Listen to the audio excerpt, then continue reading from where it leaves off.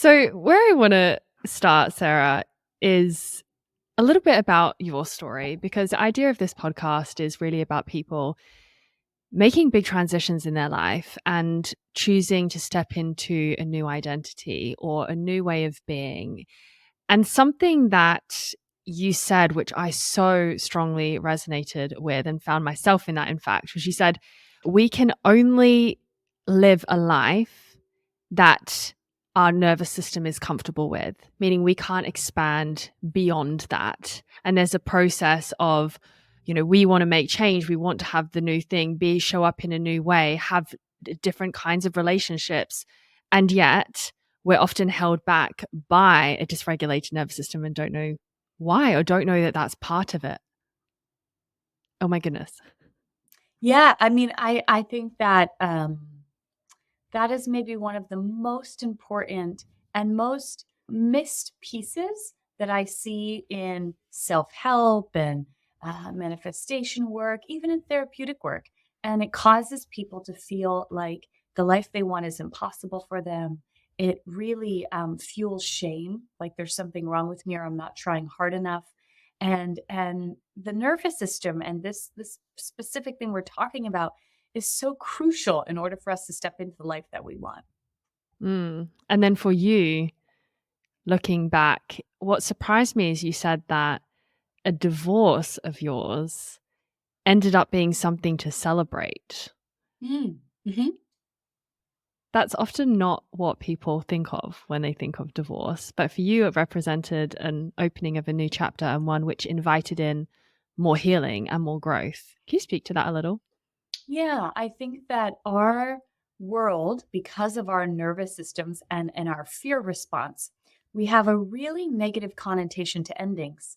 And the reason why our society has such a negative connotation to endings is because it can make us feel like we're out of control and in our nervous system. So as a result, our society has decided to say that endings are bad. And so instead of allowing endings to transpire or occur, we need to grip onto things in life because that gives us a semblance of safety and control. And it's painted and put into a beautiful box as success when you are able to avoid endings. And to think about that in so many different areas. Like if someone's been living in their house for 30 years, someone says, "Oh, that's so amazing that you've been in this house for 30 years. What a beautiful story." That could be a beautiful thing, but that might not be that person's right life. The same goes with staying in a job. It's celebrated. Wow, you're a tenured professor, or you've been in this job for 20 years. How loyal of you, right? It's seen as a heroic act. And again, that might be the right path for some people, but that is most certainly not the right path for everyone. In fact, endings, if nature is one of our greatest teachers that's so Isn't it? overlooked, yeah, and so missed. But when we look at nature, everything is constantly ending. It's beginning and ending. The only way that something can begin is by something ending. For example, when people get married, that is an ending of something. And that is so often bypassed and missed. It's which requires when something ends, there's a process of grief. But most people bypass that. So we're engaged, we're excited, and people miss this very important processing of what am I saying goodbye to? Saying goodbye to possibility of other partners if you're monogamous. I'm saying goodbye to my own home by myself. How do I feel about that? And there, of course, in all endings, grief that happens no matter what the ending is. And so when our culture bypasses those things, and that is constantly bypassed, the endings of stepping into anything new means a specific thing ending, just like again as nature shows us, as flowers blossom and bloom and then die off, they have to die off for the new ones to blossom bloom again. It's the only way. And so what we tend to do as humans is we try to resist that, and then we have this perfect cultural packaging of what's a heroic thing to avoid that ending, to stop that ending from happening. And so much of the time when relationships transition, it is a beautiful process. And it can be a very beautiful and important process that we are allowing, surrendering to instead of resisting. And, the same goes with the death process that humans tend to avoid the most. And it's the only thing we actually know is that we're going to die. So true. Yeah. So true.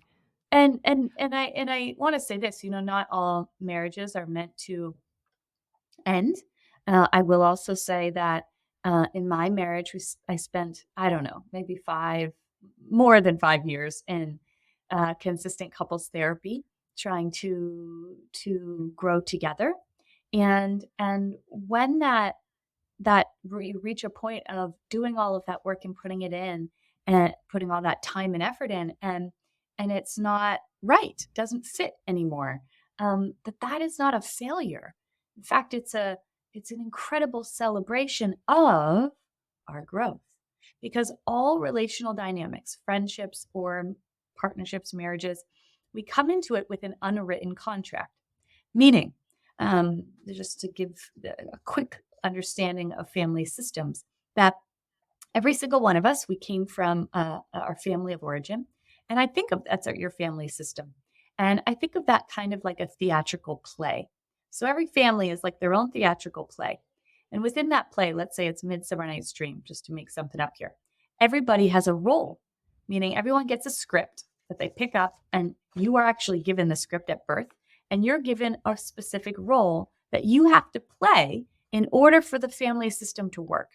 And it's kind of like a theatrical play where everyone has lines, and it's a written out play, like Shakespeare wrote it. And in order for the play to function, everybody has to say their lines in order.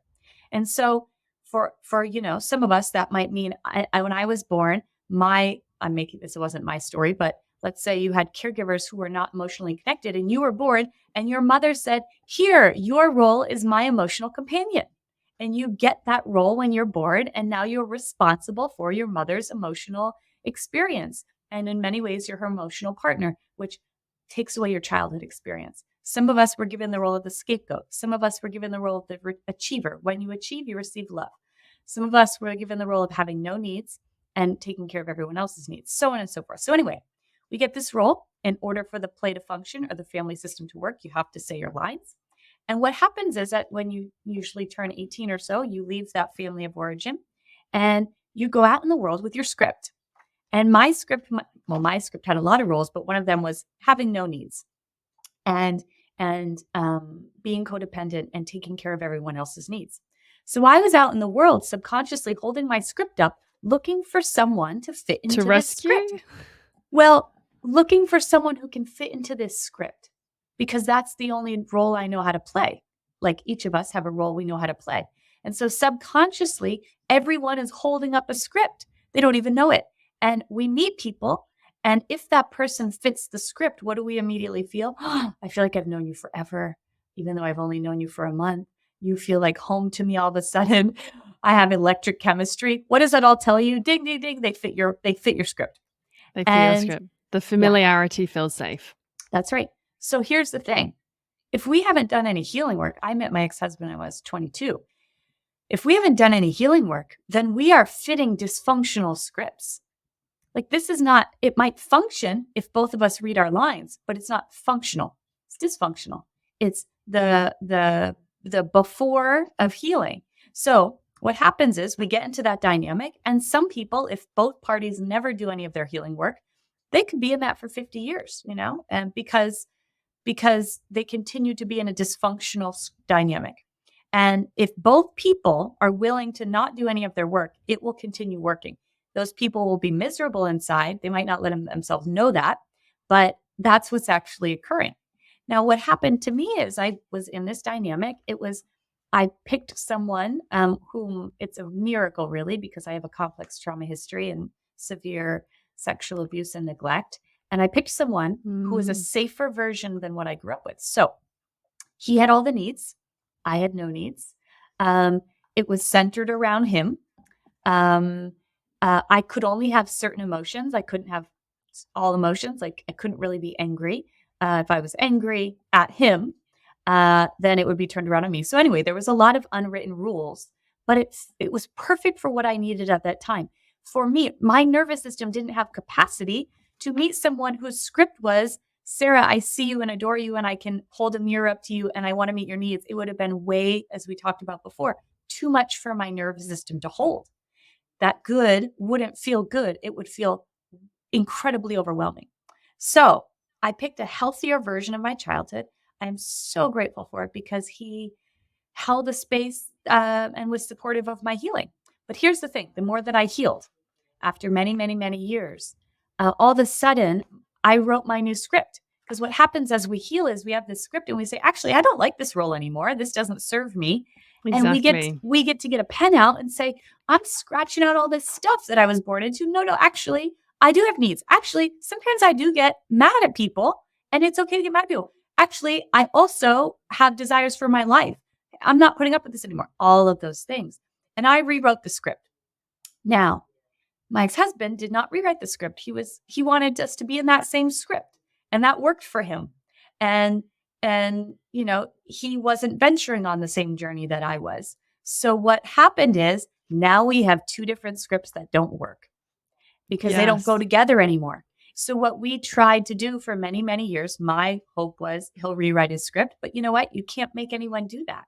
And so what actually starts to happen is when one person is healing and the other person is not, you come upon some rocky roads because now the scripts don't work anymore. And so to get to a place of, and I really don't believe that any of us should just give up. We should try and see what's possible, but we cannot make someone else do their work. And so to get to a place where I was saying, you know what, we've tried, we've done everything, and I can't make you be different, and I can't make you rewrite this script, and I'm choosing me. And that's a celebration when you've always had to choose everyone else. And it's really radical because our world doesn't operate in this way, where we see when you say I'm divorced, people see that as like, oh, I'm sorry. Well, perhaps it's not something to be sorry about. Exactly. For me, that was an initiation into this next chapter of my life. It was the culmination of 10 years of intensive, and I was married for 10 years, of intensive trauma therapy to come home to myself. And by the way, this wasn't just having my marriage end.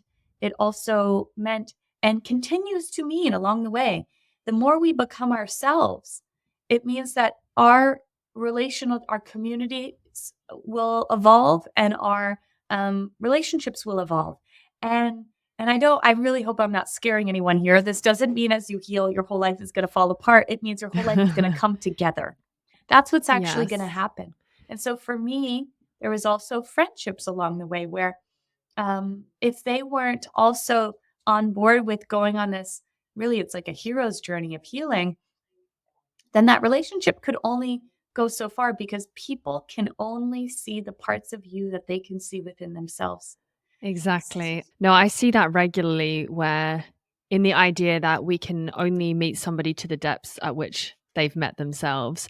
And I love that you bring this up, Sarah, because I hear as a frequent question about people who perhaps are on this healing journey. They are starting to ask the questions about why they are the way they are, or to use your words, to look at the script, to look at what was the unwritten contract, the unconscious baggage that they had acquired in their childhood, and that made them unconsciously choose different relationships.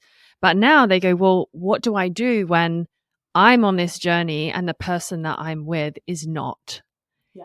And that can be really difficult to know. And to go back also to what you said about knowing when to quit, knowing when to choose yourself. I mean, that's a really difficult question.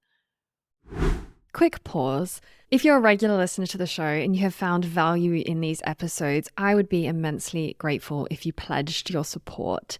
Reality is, podcasting is not a free venture. There are many behind the scenes costs. But with your support, you'll be able to help me fuel the growth of this podcast and keep bringing you bigger and better guests each and every week. And of course, the signature honesty and real talk, which I'm known for. So if you'd like to say thanks and support the show for less than a cup of coffee per week, you can click the link called Patreon in the show notes. Thanks so much in advance, guys. Back to the episode. Two things. I think that we, as a result of trauma, usually have a way of trying to grip onto life. And because when we don't feel safe internally, we look for external safety anywhere we can find it. And that might be in keeping my house extra neat all the time because that makes me feel safe when I don't feel safe inside. It might mean I stay in a relationship or a job or a house or whatever that's not exactly right for me because it gives me a sense of safety when I don't feel safe inside. And so the whole real purpose of healing is because when we can create internal safety and we know, like we know that we're okay, that our parts are okay inside, that means that we are safe everywhere in the world and we can navigate challenging things because we have the internal safety to do it. So key. It makes me think of, I did an episode with Dr. Stephen Porges, and he repeatedly spoke about safety as if it's the epitome of being well. And yet it's not a vocabulary that we often use or think about because we assume that, no, actually, the need that I have is that you stop leaving your stuff around the house and annoying me, or that this job isn't working out and it's frustrating me. And actually, a lot of it is the sense of internal unsafety. And actually, I guess this is the whole point of regulation, isn't it? How we can establish that inner safety perhaps before we start making decisions. Yeah, well, you know what? I'm sure Stephen talked about this, but he was a mentor of mine. He's so wonderful. Uh, is that we can't be what that really means for everyone listening is we can't be regulated in your nervous system if you aren't experiencing safety. It's actually not possible. So that means you can't feel good in your life if you don't feel safe. It's physiologically not possible, and that's what Stephen's theory really shows us, polyvagal theory. And what's also really important to understand is that within our autonomic nervous system, there are 6 states. A state simply means a, a part or component of the nervous system, and that we are experiencing at any given time. So all of us, everyone listening, you are experiencing one of those 6 states right now. Since your first breath, you've been experiencing one of those 6 states. It is responsible at any given moment for every thought you've ever had. It's what fuels your thoughts. So one of those 6 states, whichever you're in, and the thoughts will be different based on the state. So it fuels your thoughts. It's responsible for every feeling you've ever had. It's responsible for the sensations in your body. It's responsible, this is important, for every behavior you have ever had or inhibited. Your nervous system is depicting and deciding that, which is so wild. That is wild. Isn't that wild? I mean, it makes nervous system regulation feel like the core of what we should all be focusing on. Yeah, I think it's absolutely the foundation, and not just I think, this is what really the research shows us. It is the foundation of all healing. It's the foundation of having a happy life. Like you can't build the house on it on sand, as the old cliche goes. Yeah. And lastly, it's responsible for the way we perceive ourselves. So full perception of self is the result of your nervous system. Perception of other people, perception of the world around you. So literally, it depicts everything. And also, it's responsible for your physical health, whether you're able to have health in your body or not. So it is so important to understand this system because it holds the key to unlock the life that we're desiring. It also holds the key to a prison that we might find ourselves in. Wow. You know, it makes me think of, in my childhood, I grew up moving around a lot. And it makes me think of what you're saying about trying to change external circumstances when really what you're seeking is internal safety. And I look back and I think of my mum, who was probably highly dysregulated, probably her whole life, probably doesn't have even a vocabulary for this or a real interest in any of these conversations, but it was always trying to change the external. Always. Let's move. Let's change schools. Let's try and bring excitement in to mask the pain or to avoid feeling these heavier emotions that I don't want to feel. But all it was trying to feel good inside. Exactly. And people will go to the ends of the earth to try to run away from what's inside. Yeah. So if you're doing that, listeners, don't feel bad. We all do it. No. Yeah.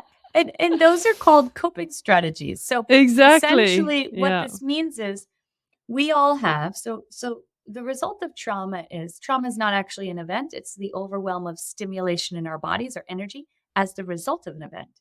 So if that isn't able to resolve after a trauma ends, it gets trapped in our bodies.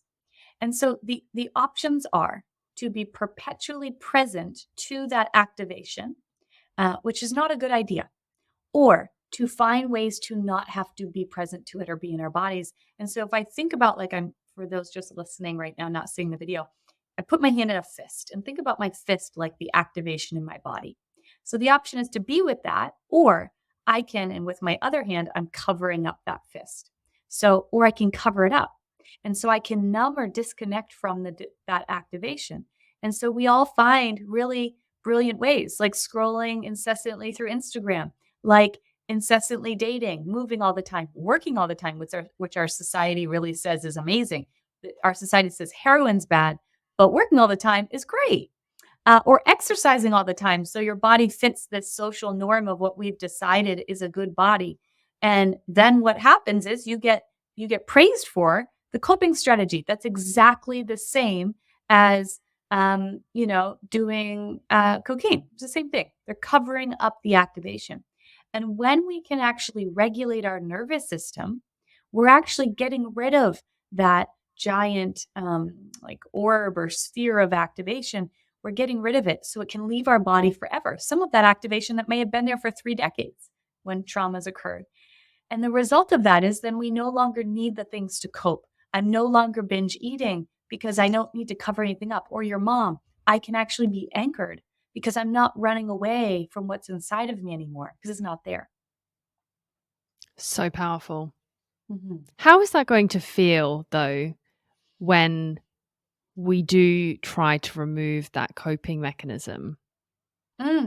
Well, what's really important, and I say this all the time, is we never want to just pull that away. Because if I don't do the somatic work and I try to pull a coping strategy away, guess what's going to happen? Another one's just going to replace it.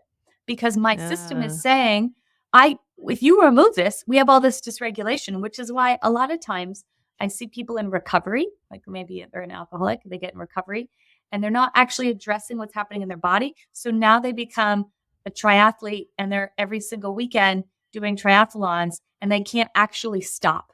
It's the same thing. It's just another way of coping. So what we want to do is be able to choose things, but not have to do them. If you feel like you have to do it, that's a sign it's a coping strategy. I can't slow down and work. That's a coping strategy then. So what we instead focus on is, how do we actually reshape your nervous system? How do we do that? So that we can discharge or get, and two reasons we want to regulate our nervous system or reshape our nervous system. Number one is so that you can experience more daily regulation, safety, feel good in your body, all the things that I'm sure Stephen talked about. But experience regulation in your nervous system, which is the only way to live the life that we want. It is the answer it's the answer to our world problems. It's the answer to what we see systemically happening in our world and all the global traumas. Why does that happen? Because it's perpetuated dysregulation of people's nervous systems that are then put onto one another. So it's really the answer to everything. It's the answer to health in our bodies. It's the only way that we can step into the life we want, is if our nervous system is saying, I think that's safe. It's the only way. And there's not many things that are all or nothing, but this is an all or nothing kind of situation. Yeah. So when we do that, it not only unlocks our life, but the coping strategies go away because now I don't need I'm not covering anything up anymore. Exactly. It made me think of, so what that actually makes me think of, Sarah, is something that I loved that you shared about creating from a state of whether we're in sympathetic mode or not. And I realized this is how important it is to regulate in order to show up and be at ease with what we're doing. Because you say about how, do you know what, if we are creating from this sympathetic state, we're going to be worried, anxious, frustrated. We're going to have thoughts like, I'm so far behind, I need to get ahead, or I need to just overly focus perhaps on the outcome or the external result. Perfectionism shows up, trying to control, like you say, and probably having a sense of difficulty when something is finished. Like you can't pause, you've got to jump on to the next thing, and realizing quite how much of a hamster wheel that is and how much of a trap that can be in letting our life just slip us by and not really experiencing a sense of peace and groundedness and satisfaction in how we show up. Yeah, it's so important because capitalism really has put us all in a place of producing, to produce to be consumed, and so creativity is approached from that place of produce Exactly. to be Yeah. consumed, but also produce to be judged, produce to get a result, produce to get loved, produce to be good. See, all of these things immediately put us in a place where we're not creating from expansive regulation. And when we think about, like, if everyone could think for a moment that's listening of one, it could have been a second in your life where you felt open, expanded, in awe, in wonder, in play, like you just weren't even thinking about anything but what was occurring in that second. And it could be like watching a beautiful sunrise or sunset, or the birth of a child, or laughing with a loved one, or when you're in flow, when you're in your work, you just feel in flow. When that's occurring, those are, you might think of like a peak moment, but what it is it's a peak state of regulation. And from that place, we are shining so beautifully and exquisitely as the incredibly unique soul that we are. From that place, we are open vessels for things to channel through us or come through us. It just doesn't have to be spiritual. It could be spiritual for some people, but it doesn't have to be thought of as spiritual. Everything in nature is doing the same thing. When I'm open and expanded, that song can just come to me. And it's perfect. And it's written in 3 minutes instead of 4 painstaking days where I'm sitting down, hitting my head against my desk, trying to be good. Yes. Oh, you're speaking to me, Sarah.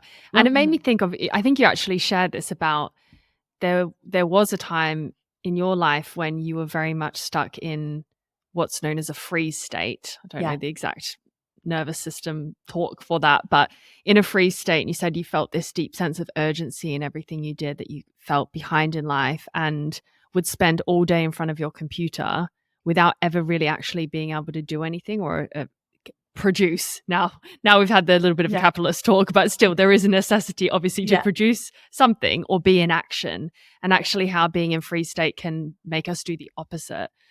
That's right. What was this time in your life like? Mm. How were you feeling Excruciating. then? So Yeah. freeze it's a blended state in our nervous system. It's one of the 6 states. It's a state of self-protection. So it's 2 equal and opposite forces come together. Something called our sympathetic nervous system, which is all about mobilizing. Essentially, we go to that state because our system thinks a lion is chasing us and we have to do something to get away or to fight it. Now, it's lots of energy when we're there. Urgency. This is where anxiety, worry, frustration, fear, terror, rage, racing heart, racing thoughts, go, go, go. There's like a ticking time bomb in the corner of the room. I'm behind and behind and behind. So that's sympathetic.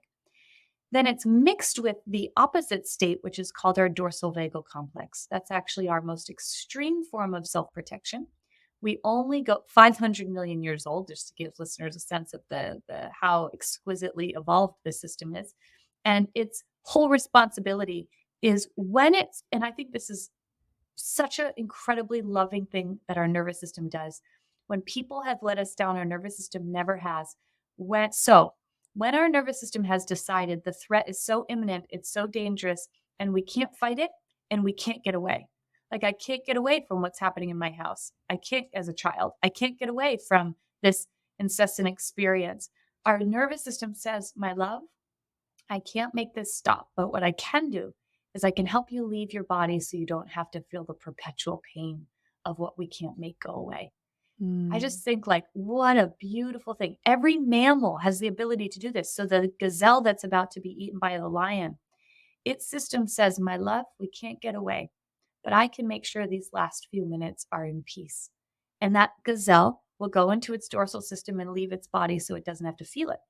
And I just think, like, for anyone who's ever felt broken, I just hope that there's a system that is not confused inside of you, and it is always working.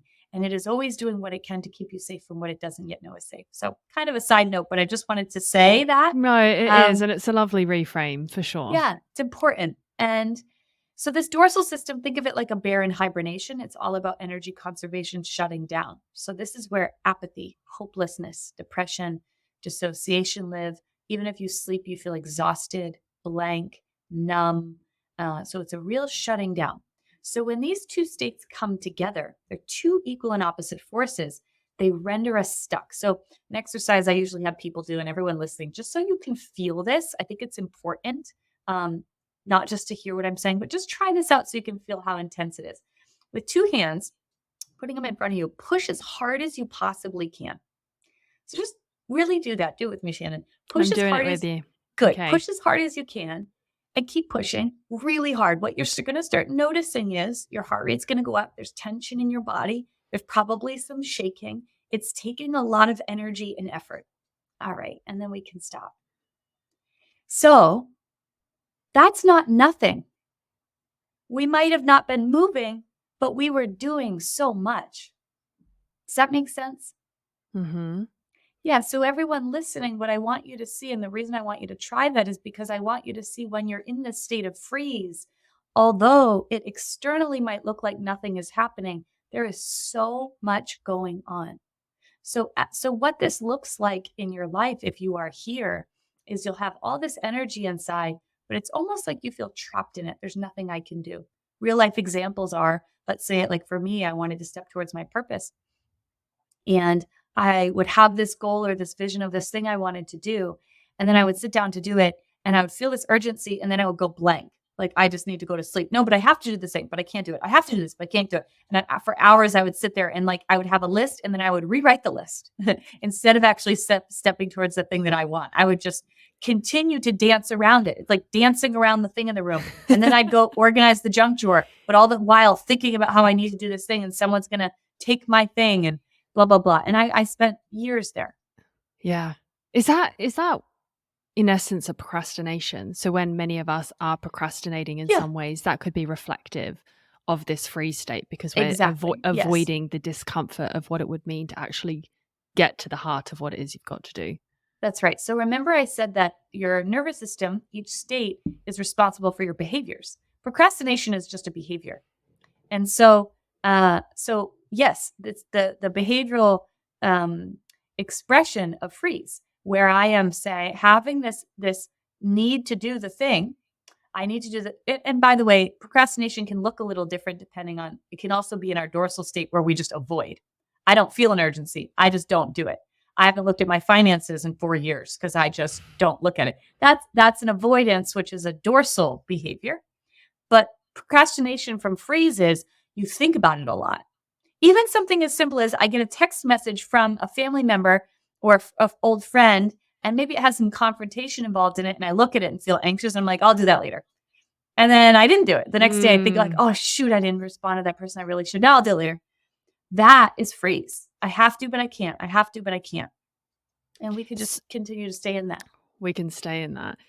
What about, I'm wondering if there's like masks to this for people. So they might be in a freeze state, but let's say instead of thinking, I know I need to do this thing, but I can't do it, could there be an avoidance of, I just don't actually know what to do. I don't know what next step to take. And you stay in thought loops around it, or plan or research or write lists, but you can't seem to pinpoint exactly the right thing to do. Could that be another symptom? Absolutely. But I would say that is also, it's a form of procrastination. We do know, because think of it this way. Like if I asked a squirrel in my front yard, do you get confused about what you should be doing in this moment? The squirrel would be like, no, it's sunny. I want to go sit in the sun. It just wouldn't even understand what I was saying, The same goes with a child, right? Like a child who has not experienced trauma. If I asked a 3-year-old who hasn't experienced trauma, do you want yogurt or do you want, I don't know, chicken? The child is not going to say, I'm not sure. Maybe I should think about this for a while. How do you know? How do you know? Should I look at Instagram? Maybe it'll tell me which one I should like. They just say, no, I want yogurt. If I said, how did you know that? They would say, I don't know. How do you not know that? So my point of this is the answers are all inside of us. But when we have trauma where our truth was taken away, where it wasn't safe to be in our body, then we aren't connected to the internal compass that's going to guide us. And so as a result, our system will, as we're trying to decide a forward step, we aren't connected to the compass. So we might be very confused about which direction to go. That's one reason why this happens. And another reason is because your nervous system knows the end result of where you want to go, because your soul knows it. So it's saying oftentimes, and this is a thing I see people get stuck in, especially around manifestation work, is your nervous system. Like, let's say I'm writing a book right now, so this is a good example, I guess. If I was to sit down and say, okay, I'm writing this book and my hope is it's a New York Times bestselling book and that millions of people read it. And in manifestation work, what we want to do, and this is important, is to feel into that happening now. So let your body have the experience of that is happening now. Can I feel the sensations and the feelings of that? Where I see people get stuck is from that place, they try to take a step forward. If you do that, your nervous system, as we talked about in the beginning, our nervous system, my nervous system. So my nervous system, but this is everyone's, including Oprah's nervous system, including Stephen Porges' nervous system, everyone's. I don't have the capacity for where I will be in a year from now yet. It's every step towards it that brings me. If I got what I'm going to have in a year today, it would be too much for me. And my system would have to push it away. And so what I see people do is they get into the embodied state of feeling that, like, I want this thing. And then they try to take a step from that place as if it's happening today. And your nervous system will absolutely stop you because it's going to say, we're not ready to have a New York Times bestseller book. That's too much for us today. Or to have a husband or a wife or whatever. It's too much. And then it stops us in our tracks via dysregulation and often freeze.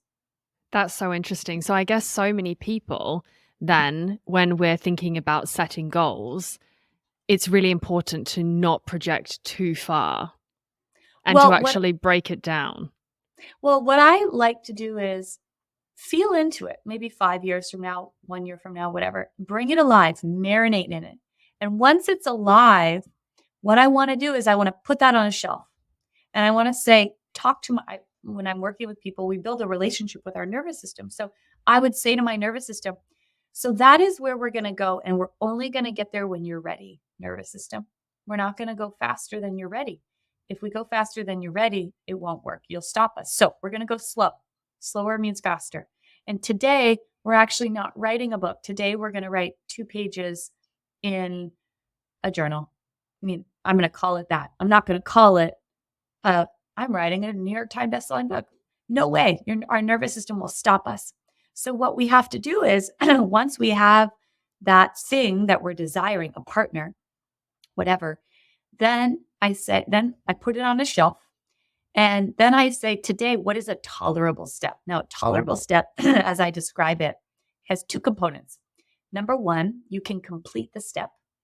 Number 2, it doesn't feel good. That's an unfortunate part of this, but it's because our nervous system is saying, I'm not sure that's safe. I don't know if that's safe. Are you sure that's safe? I don't think that's safe. But the step is small enough that our nervous system doesn't stop us in our tracks. And that's what makes it tolerable, those 2 key components. And if we continue to take these tolerable steps, we gather data points, meaning what are called disconfirming experiences for our nervous system, where we're showing our nervous system the thing it thinks is dangerous is actually safe. So I take the step today, my nervous system sees nothing bad happened, and that gets stored in sort of like an internal database we all have, a computer system. And if we gather enough experiences for ourselves of that was safe, oh, it was safe to use my voice, oh, it was safe again. And at first your nervous system's going to be like, man, it was only twice. I don't know if I trust it yet. Yes. It needs to see we're actually safe. So if we gather enough of those, what happens is the thing that used to cause us dysregulation no longer does. And this is how we actually step into the life that we're wanting. And I say this a lot, like, the sequoia tree seedling doesn't rush becoming the sequoia tree. If it did, it would fall over because a great big tree like that needs giant root systems. And so what it focuses on is daily becoming. And it doesn't question if it's going to be a palm tree, because it knows, like it knows, like it knows that it is called and here to be the great sequoia tree. And because of that, it can enjoy the daily unfolding because it knows where it's going. And its path is not anyone else's path. Its path is only its path. There's no other sequoia tree that will be planted in this direct location that it is in besides it. No one can take that away. And what we tend to do is we think we're in a race with each other, but we're all going to different destinations. So we can't possibly be in a race with one another. So anyway, all of that is so imperative when it comes to stepping into the life we want. Yeah, so beautifully said as well, Sarah. Thank you. And I think there are so many people who feel as though they're behind. We're stuck in comparison. We're looking for, in the quest often for inspiration, it can quickly turn into negative comparison because, again, we project too far. We look too many steps ahead and think, okay, I can't possibly write a New York Times bestselling book on this subject because a few other people have done it. So who am I to do it? And then you have to be rational as such and think, well, what's the new angle that I take? But then you can get freaked out in that process. And I think so many of us find ourselves in this, but actually to step back and go, okay, to use even your terms before about like your soul and knowing your soul's purpose and getting quieter, I think that only happens when we are in a regulated state and when we can start shifting and getting quieter, getting more still, because that's when we're going to have the signs show up. That's when we're going to be more able to listen to intuitive messages that we receive as well, as opposed to allowing them to be obscured by fear or trauma. Yeah. It's really interesting. A friend of mine, I'm very spiritual. It's the center of my life, really. Saved my life as a child. Like my only friend as a kid only safe person really was the divine. And or whatever, magic, energy, God, whatever. They're all the same to me. And some people have said to me before, like, oh, it's interesting you don't talk about that a lot. Your work is so science-based. I do talk about it, but what I will say in response is, oh, I am doing spiritual work because the foundation of spiritual work is a regulated nervous system. So actually, I see my work as the entry point. It opens the gate for people to experience that level of aliveness here on earth.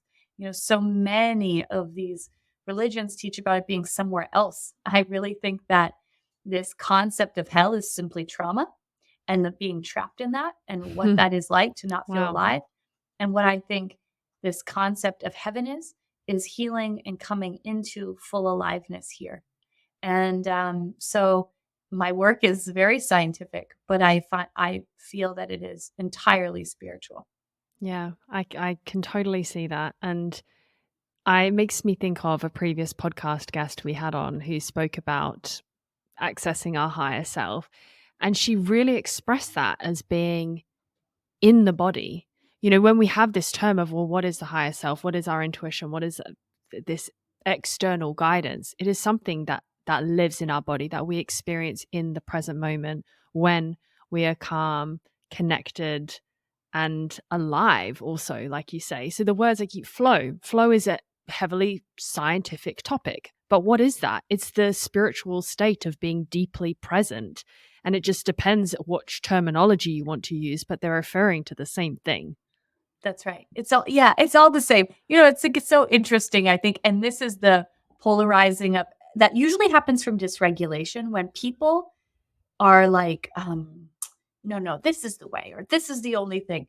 It's usually a sign of someone not being fully regulated, because when you're regulated, you can see everything's connected. So to me, it's all, there's a lot of different ways that people have been talking about the same thing from a different way of saying it, but it's all really the same thing.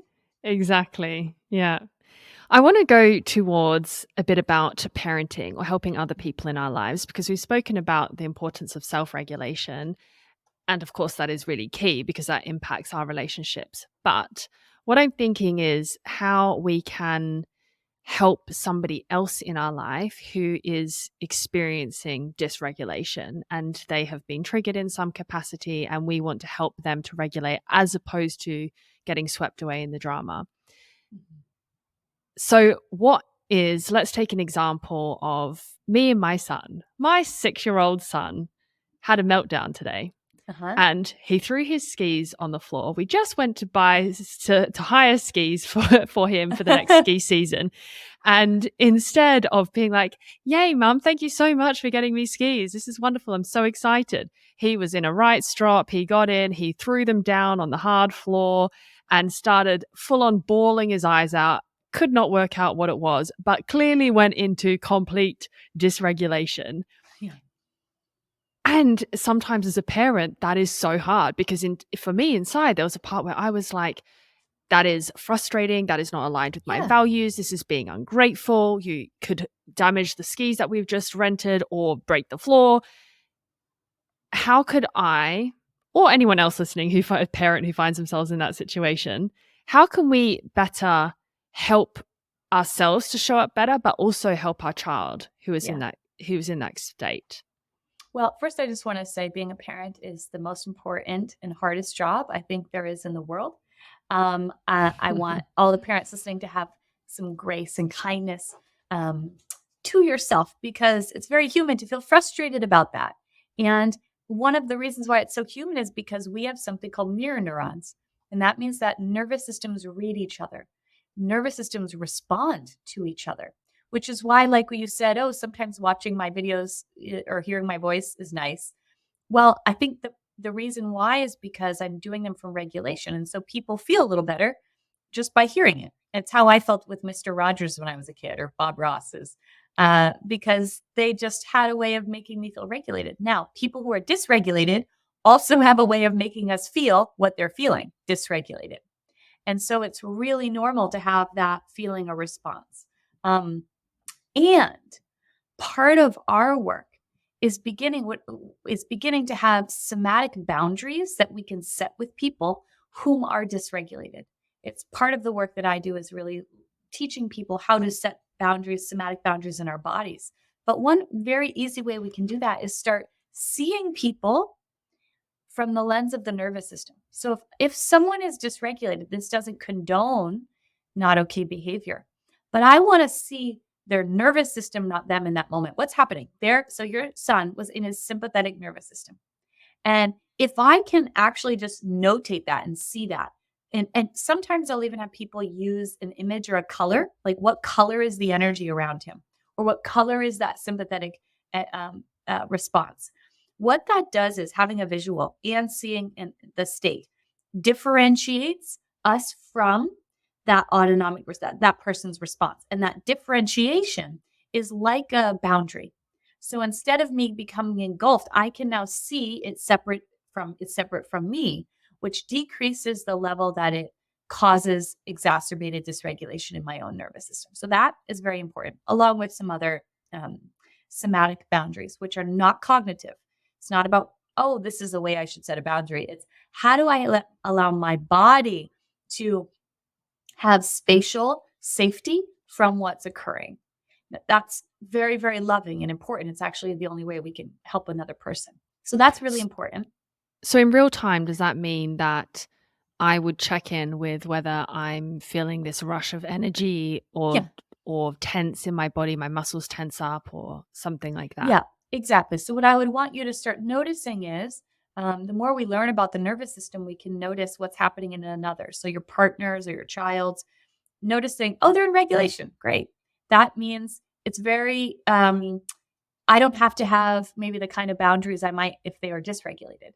What I want to notate also is what is happening in their nervous system when they're dysregulated. They're in their sympathetic nervous system. So that notation creates healthy differentiation. Then what we want to notice is what's happening in my nervous system. And so what will likely happen is your nervous system is going to be pinged by his response, which is actually adaptive and healthy. We want to have that's called having attunement. We want to be able to feel it. We don't want to become engulfed by it. And the engulfed by it is now I'm feeling just as frustrated as he is.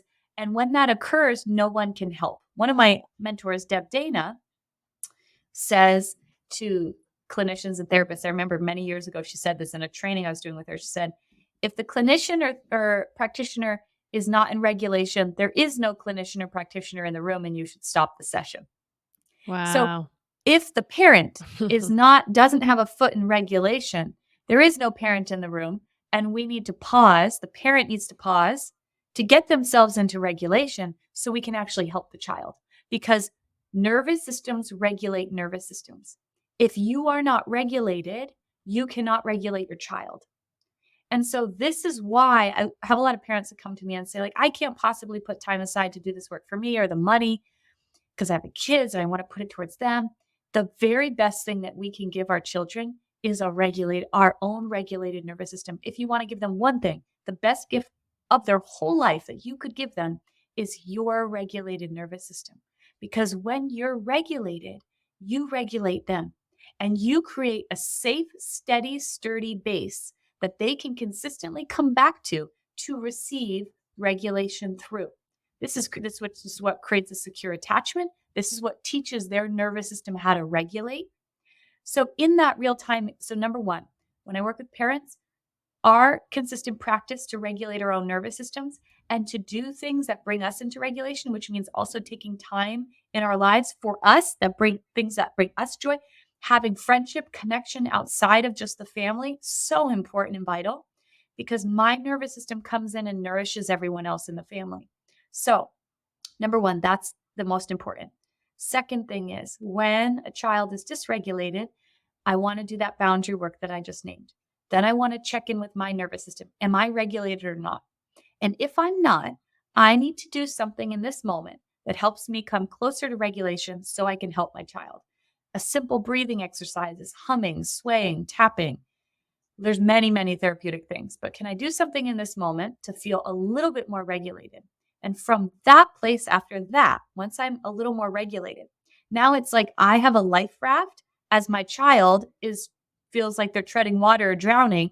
I have a life raft to save us versus me jumping in and not being able to swim too. Then there's no one to save us. So now that I'm in the life raft, the next thing is attunement. And this is so important and so misunderstood. People think that attunement is what you say. And attunement has very little to do with what we say. It has to do with what we feel. So attuning is the way that we attune. If someone's in dysregulation, my job is to have an anchor or a rope to regulation, and then to feel into their autonomic experience a little bit, not to become engulfed, but just feel it a little bit in my own body. So let's say someone's feeling really sad. My job is to be in regulation and then tap into that sadness. And from that tapped in place, then I respond to them. And so let's just give sadness. If I'm not attuned, and I might say all the right words, like, I'm so sorry you're sad, yet it's so hard to lose a loved one, blah, blah, blah, blah. But that's so misattuned. I'm not autonomically feeling them. Okay. If I pause to feel it, and I actually feel it in my body, my whole system changes. And then what I will say, my language will be slower. And I'll be coming from a place of deeply feeling what it's like to feel loss and to know how hard that is. And I will express to that person from this place. And that attunement brings their nervous system into regulation with me. That sounds like the core of empathy as well. It is the core of empathy. And a lot of us had caregivers who couldn't attune. And the result of them not being able to attune is chronic misattunement, which affects our attachment, but it also means we can't regulate. Mm-hmm. See, I was thinking we often say children are sponges and they absorb the energy of others, they pick up on this. But I guess that's what you're saying in this attunement idea is, if we are actually dysregulated ourselves, but we're trying to hold it all together, so you push it all down, which I have found myself in this so many times, as I'm sure so many other people have too, where you go, okay, the best I can do right now is just try and show up with a steady voice and be like, okay, no, you can't do that. You need to go into your room, or etc. But would that mean that I'm not going to help resolve the conflict because I'm dysregulated effectively? And they will still be able to feel the energy. Yes. But we want to, again, have grace with ourselves. So if that's the best we can do in the moment, great. What we then want to do when we're regulated is help our child to process what happened. So What did we feel in our body when that occurred? What did we notice? What were you thinking? And holding space for their experience so that because the only other option is they internalize it and then it gets stuck inside of them. So the beautiful thing is we can have the conversation later. That's okay. The other thing that I do with parents is because I help people map their nervous system.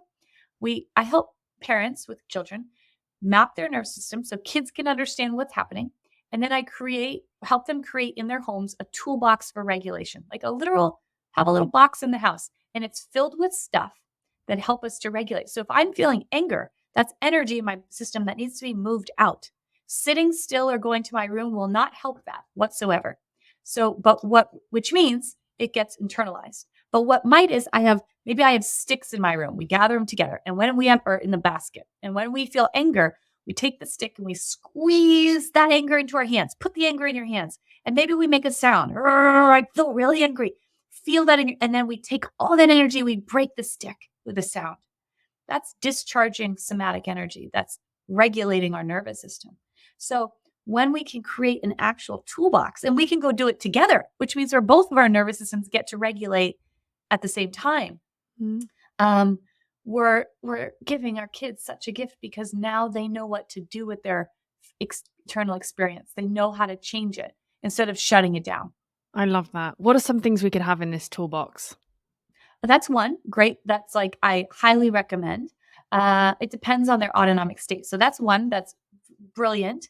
I also recommend having things like maybe like a pillow, something that you can squeeze, or it could be Play-Doh, or it could be whatever, some kind of squeezable something that we can squeeze.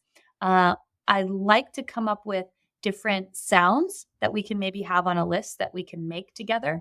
The more guttural the sound, the better. So if you're in your sympathetic nervous system, so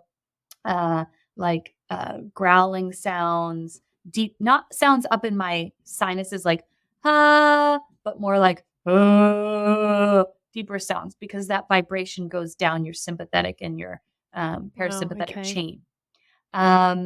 Simple breathing exercises are really powerful. So if you're in your sympathetic system or freeze, shorter inhalations, longer exhalations. So simple 4-7-8 breath. Inhale for 4.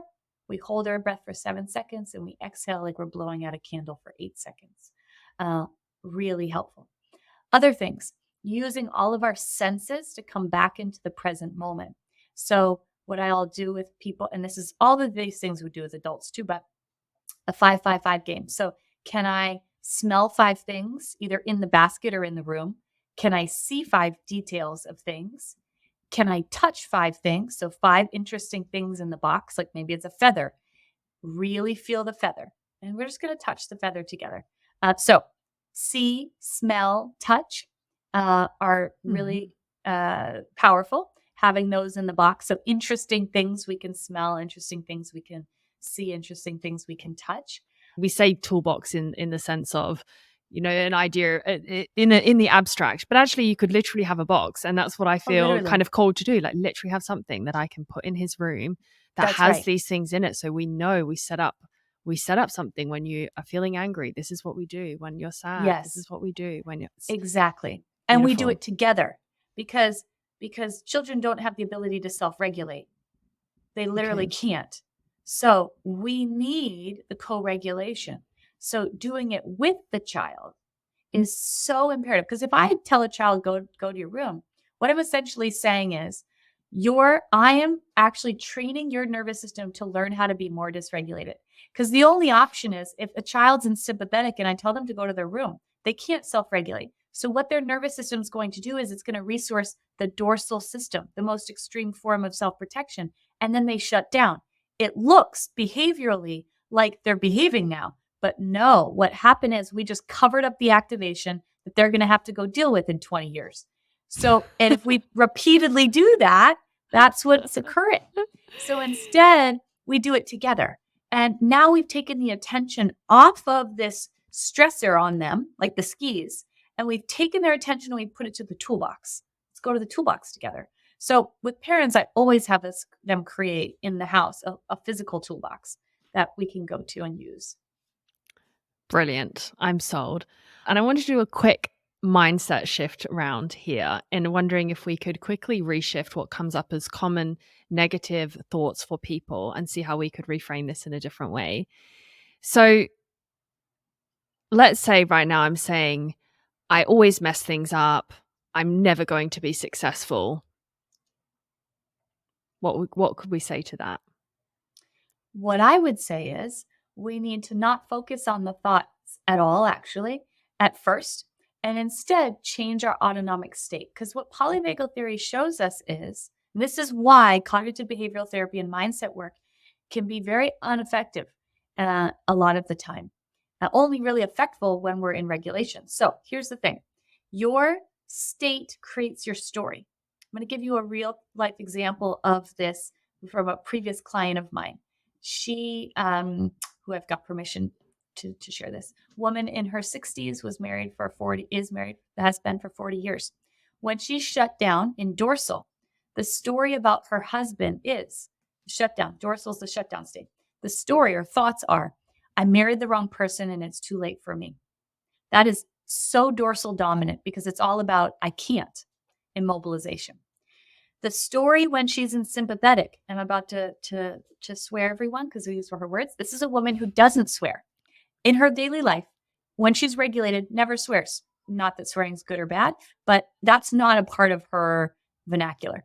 She realized, without even realizing it, that when she's in sympathetic, her story is fuck Frank. And he never does anything, and I do everything, and fuck that guy, and blah, blah, blah, blah, blah, blah. And she was appalled. She was like, I can't believe that. That's what my thoughts are saying. I had no idea. No wonder why I was throwing the laundry basket around and everything. Yeah. Her thoughts in regulation when she's in ventral are, it's not easy, but I'm so glad to be going through life with Frank. So what I want us to look at there is look at how different those cognitive thoughts are based on the autonomic state. And here's the thing. The state is like a fire. It's like a gas fireplace.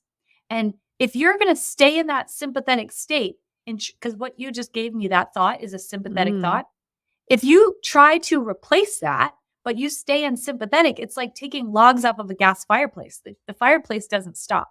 So what happens usually is someone has a thought like you just named, and we try to do mindset work or cognitive behavioral work. And I tell myself, I can't quite remember your thought, but. Well, let's see, because I said, so now you're throwing this all out in the water, because what I was going to say was, I always mess things up. I'll never be successful. I'm going too slow. I should be pushing myself harder. I need to work harder. Why do I keep making the same mistakes over and over? Frank, why do you not do the laundry? Yeah. All of those thoughts. So you're saying instead of focusing on reframing the thoughts, adopting the cognitive behavioral therapy model, we should instead use that as an indication to see what state we are in our nervous system first. Yeah. So here's the thing. If I tried to tell myself in that moment, and everyone listening has tried to do this, like, I can't, your thought is, I don't know, about your partner. I can't trust them and they're going to leave me. And you try to tell yourself, no, Sarah, they're not going to leave you. They've been with you for this many years. See, they're so loving, blah, blah, blah. You won't be able to feel that. It's just a thought that you're not actually believing. And the reason why you won't be able to believe it is because your sympathetic nervous system is like, no, that's not true. And in 2 seconds, it's going to tell you a story about another story of how, your own father left you. How can you expect this person not to leave you? And blah, blah, blah, blah, blah. And it's an exhaustive battle that we get into. Now, if we don't believe the thought, it's a waste of our time. So when we're trying to, from mindset work or whatever, to replace a thought or reframe a thought, you won't actually fully believe it. It's a total waste of time. So instead, what we want to do is we want to, number one, notice the thought. Very simple tool. At any given moment, ask yourself, what am I thinking? And as you notice it, like something as simple as there's not enough time. Oh, today there's not enough time. If you're saying that thought throughout the day, it's going to increase your dysregulation, because the job of our thoughts when we're dysregulated is to make us more dysregulated. That's their job, because they don't think we're safe. So if you listen to them, they're always going to increase your dysregulation. So the first step is, what's the thought I've been having? And then I want you to do a simple tool. I'm noticing the thought that. So instead of saying it like a statement, there's not enough time, which increases activation, I'm noticing the thought that actually differentiates me from it. So that means It doesn't activate me as much. Next step, I think of it like this: put it on a shelf.